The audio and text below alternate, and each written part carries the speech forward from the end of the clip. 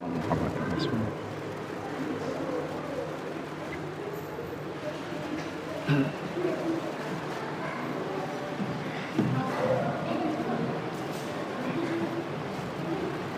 Alhamdulillah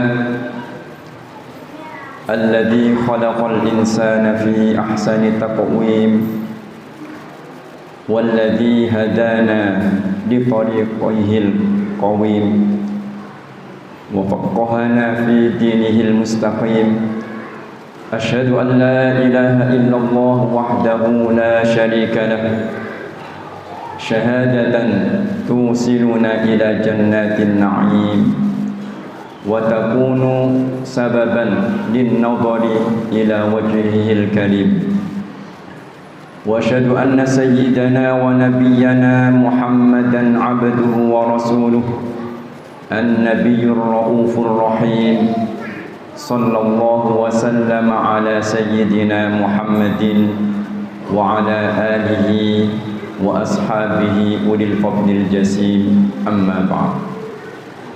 Faya ayyuhal muslimun, usini nafsi wa iyyakum bitaqwallah, faqad fazal muttaqun. Faqala ta'ala, ya ayyuhalladzina amanu ittaqullaha haqqa tuqatih wa la tamutunna illa wa antum muslimun.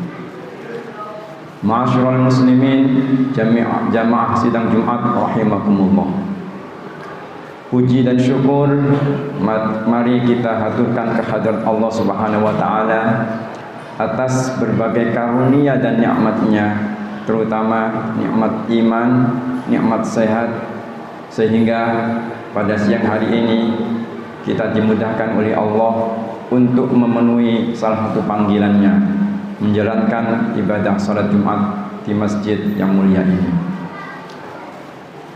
Salawat dan salam kita sanjungkan kepada junjungan kita Nabi besar Muhammad sallallahu alaihi wasallam, panutan kita, teladan kita yang telah membimbing kita untuk mengenal Allah. Dan mudah-mudahan apa yang sudah kita terima ini bisa kita teruskan kepada anak cucu kita dan lingkungan kita. Khatib berwasiat kepada khatib pribadi dan jamaah sekalian, mari kita bersama-sama saling menasihati untuk terus mengoreksi, meningkatkan kualitas ketakwaan dan keimanan kita kepada Allah Subhanahu wa taala. Karena hanya dengan jalan takwa inilah kita bisa menjalankan amanat kehidupan di dunia ini. Ma'asyiral muslimin, jamaah sidang Jumat rahimakumullah. Manusia diciptakan oleh Allah dalam bentuk ciptaan yang terbaik. Manusia diciptakan dengan dibekali bekal yang tidak diberikan kepada makhluk yang lainnya. Dalam surah At-Tin Allah berfirman, laqad khalaqnal insana fi ahsani taqwim. Sungguh kami telah menciptakan manusia dalam sebaik-baik bentuk. Dalam kaitan ini Imam Nawawi dalam kitabnya Nasaihul Ibad dalam makalah yang ke-18 menyebutkan ada 4 hal ya, di mana 4 hal ini nanti akan sangat berpengaruh terhadap kemuliaan yang sudah diberikan kepada manusia. Arba'atu jawahir fi jismi bani adama yuziluha arba'atu asya'a. Ammal jawahir fal aqlu wad din wal haya wal amalus salih.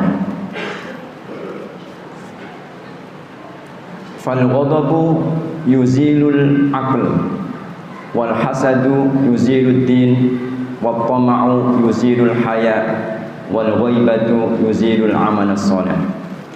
Ada 4 mutiara, 4 hal yang sangat istimewa yang seluruh manusia pasti dibekali itu oleh Allah Subhanahu wa taala.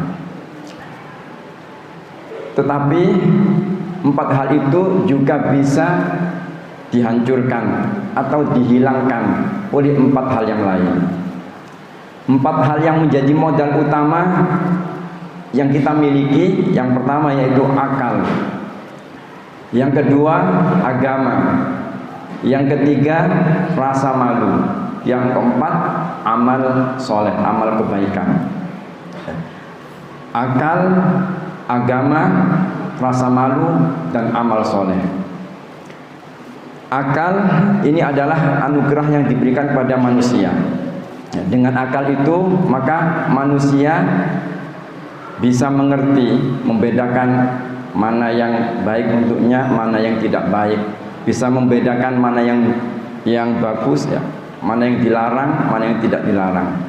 Agama juga demikian, agama itu membimbing manusia, memberikan aturan-aturan yang jelas, sehingga dengan akal yang diberikan itu dia bisa memilih dengan penuh kesadaran mana yang akan mengantarkan kepada tujuan akhir, yaitu keridhaan Allah Subhanahu wa taala. Kemudian rasa malu itu menjadi benteng untuk melindungi manusia dari hal-hal yang tidak sesuai dengan penciptaannya. Dan amal soleh adalah merupakan hasil dari pemaksimalan atau penggunaan akal yang secara maksimal sesuai dengan tuntunan agama, ya. Dan kemudian dibentengi dengan rasa malu, maka itu akan menghasilkan amal perbuatan yang baik. Dan itu adalah gabungan dari anugerah Allah yang dianugerahkan kepada kita. Keempat hal itu, ya, itu tidak akan bisa berjalan baik kalau kita tidak waspada terhadap hal-hal yang mungkin akan melemahkan keempatnya tadi. Maka Imam Nawawi menyebutkan ada 4 hal yang perlu kita waspadai agar supaya mutiara yang kita miliki ini bisa kita pertahankan, bisa kita tingkatkan sampai nanti Allah memanggil kita. Apa itu? Yang pertama, fal ghadabu yuzilul aql. Marah, sifat marah itu akan menghilangkan akal sehat. Ya. Marah ini adalah sifat yang sudah fitri, ya, sifat yang melekat. Semua kita dibekali dengan sifat marah ini.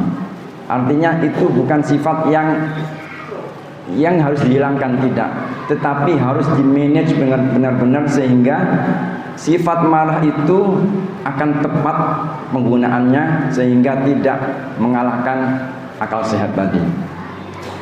Dan Rasulullah senantiasa berpesan ini.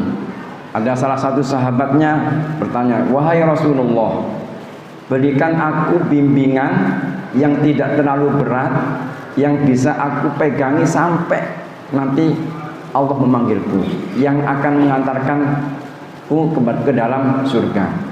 Maka Rasulullah menasihatinya, "La taghdab walakal jannah." Jangan marah, maka bagi kamu surga.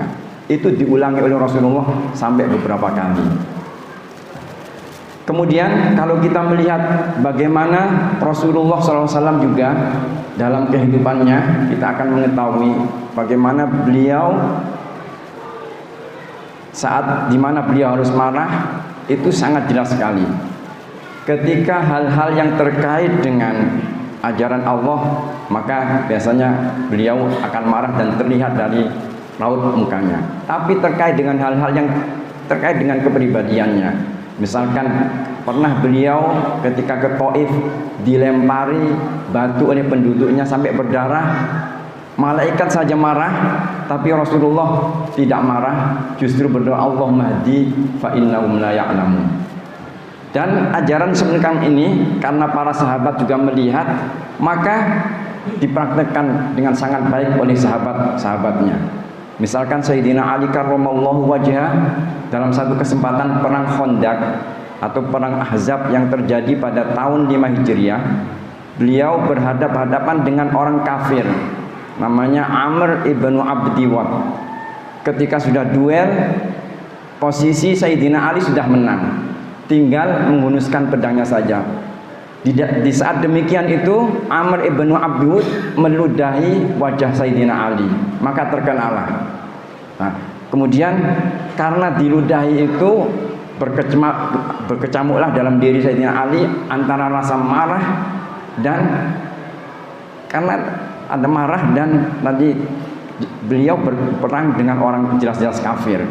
Sangat jelas sekali orang kafir, berarti berperangnya, membunuhnya pun karena Allah. Tapi karena ada satu kejadian, beliau diludahi, ada perasaan marah, beliau mengurungkan itu, mundur, dan ketika sudah reda meneruskan kembali.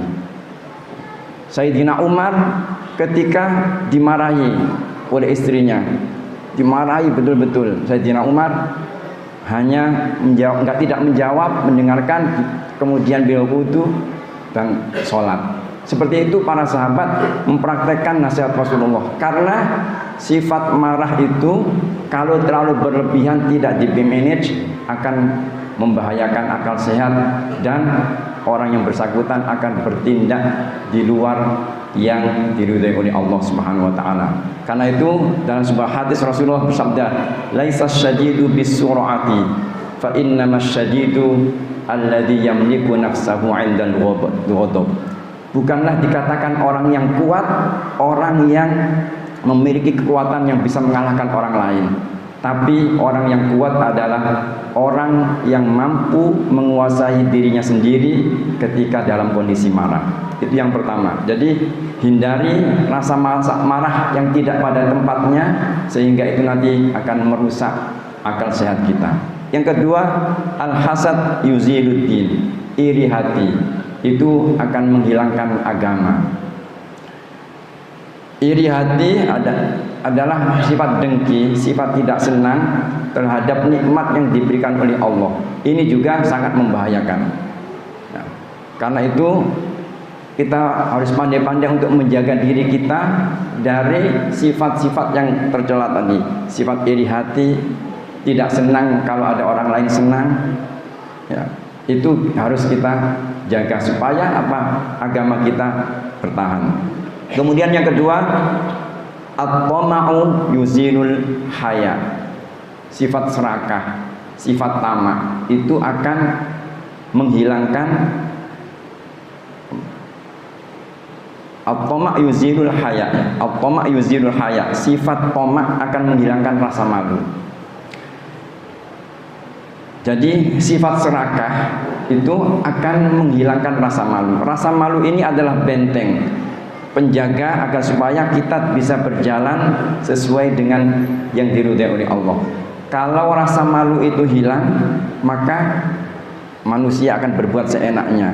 Sudah tidak memikirkan mana yang baik, mana yang tidak, mana yang menyakiti orang, sudah tidak ada ukuran lagi. Karena itu malu adalah benar-benar merupakan benteng yang harus kita jaga, kita pupuk dalam diri kita, sehingga itu nanti tidak akan menjadikan kita berbuat melampaui batas, yang itu nanti akan menjerumuskan kita kepada hal-hal yang dilarang oleh Allah Subhanahu wa taala. Kemudian yang keempat, al-ghaibatu yuzilul amal as-shalih. Ghibah, al-ghibatu yuzilul amal as-shalih. Ghibah membicarakan keburukan orang lain di belakang orang, berkata-kata yang tidak baik ya. Ghibah itu hal-hal yang terkait dengan hal-hal yang negatif terkait dengan perilaku kita lah. Jadi mencaci orang, menjelek-jelekan orang, itu adalah nanti akan mengurangi atau menghilangkan amal soleh yang sudah kita lakukan. Pernah suatu ketika Rasulullah SAW bertanya kepada para sahabat, pertanyaannya, manil muflis, siapa orang yang bangkrut itu? Maka para sahabat diantaranya ada yang menjawab, orang yang bangkrut itu orang yang tidak memiliki uang, orang yang tidak memiliki pekerjaan. Semua yang dijawab itu sifatnya material, sifatnya yang terlihat ya, yang melengkapi kehidupan kita itu. Kemudian Rasulullah menjawab, tidak. Al-muflisu min ummati man ya'ti yaumal qiyamati bi sholatin wa zakatin wa saumin. Orang yang dinamakan bangkrut itu ya adalah orang ya atau umatku yang nanti datang ketika dipanggil pada hari kiamat itu datang dengan membawa pahala sholat, pahala zakat, puasa, semua sudah dilakukan di dunia. Tapi selain itu dia juga tidak mampu menjaga lisannya, mencaci orang, menjelek-jelekan orang, memukul orang dan lain sebagainya. Sehingga saat kiamat nanti orang itu, orang yang dihina, orang yang dicaci maki, yang dibuka keburukannya, dipanggil oleh Allah, menuntut di hadapan Allah, dipanggil, kemudian kebaikan orang tersebut akan diberikan kepada orang yang dipukul, kepada orang yang dicaci maki, kepada orang yang dijelek-jelekan aibnya, dibuka aibnya di muka umum. Semua di kebaikannya diambil, diberikan sebagai kompensasi terhadap perbuatannya di dunia itu. Kemudian nanti kalau sudah tidak cukup, kebaikannya sudah habis, maka dosa orang yang diperlakukan tidak baik, yang dicaci maki, yang dibuka aibnya itu akan dipikulkan kepada orang tadi, sehingga orang tadi kemudian tidak memiliki pahala apapun dan justru malah menanggung beban dosa yang dilakukan oleh orang-orang yang dizalimi itu, sehingga menjadi orang yang bangkrut, yang sudah tidak punya modal sama sekali, padahal di dunianya baik secara ini, tapi karena tidak bisa menjaga mulutnya, tidak bisa menjaga tangannya dari menyakiti orang lain, sehingga ia termasuk orang yang bangkrut dan akhirnya dilemparkan ke dalam neraka. Na'udzubillah min dzalik. Ini adalah pesan yang perlu kita jaga sekali. Jadi ada 4 modal yang kita miliki, tetapi kalau 4 modal itu tidak kita jaga dengan baik, itu nanti akan hilang dan kita nanti tidak mendapatkan apa-apa. Maka pesannya Imam An-Nawawi, jaga jangan sampai kita marah yang akan mengalahkan akal sehat kita. Jaga agar supaya diri kita tidak iri dengki terhadap orang lain, agar supaya agama kita tetap kokoh, dan pupuk terus rasa malu dalam diri kita agar jalan kita dalam menempuh kehidupan ini tetap lurus dan diridhoi oleh Allah Subhanahu wa taala. Dan yang keempat, jangan sampai kita mengungkap keburukan orang lain, mencaci orang lain, sehingga nanti amal perbuatan kita berkurang dan tidak bernilai di hadapan Allah Subhanahu wa taala. Barakallahu li wa lakum fil Qur'anil azim wa nafa'ani wa iyyakum bima fihi minal ayati wa dzikril hakim wa taqabbala minni wa minkum tilawatahu innahu huwas samiul alim.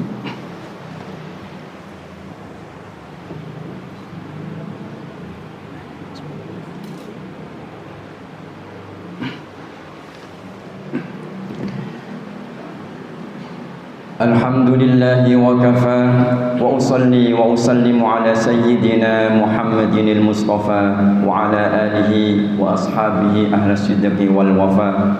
Asyhadu an la ilaha illallah wahdahu la syarika lah wa asyhadu anna sayyidana wa nabiyyana wa habibana Muhammadan abduhu wa rasuluhu, amma ba'd. Faya ayyuhal muslimun usikum wa nafsi bitaqwallah faqad fazal muttaqun. Wa'lamu anna Allaha amarakum bi amrin 'azim. Amarakum bis salati was salami ala nabiyyil karim. Faqala ta'ala inna Allaha wa malaikatahu yusalluna 'alan nabi. Ya ayyuhalladzina amanu sallu 'alaihi wa sallimu taslima.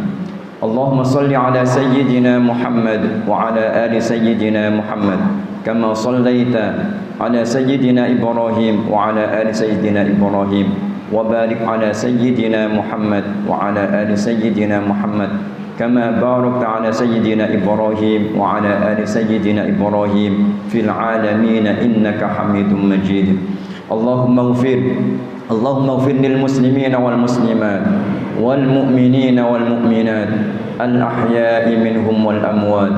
Allahumma dfa' 'anna al balaa'a wal ghalaa'a wal wabaa'a wal fahshaa'a wal munkar wal baghya was suyuf al mukhtalifah wash shadaa'ida wal mihan ma dhahara minha wa ma batan min baladina Indonesia khassah wa min buldanil muslimin 'ammah innaka 'ala kulli syai'in qadir. Rabbana ighfir lana dhunubana wa liwalidina warhamhum kama rabbawna shaghira.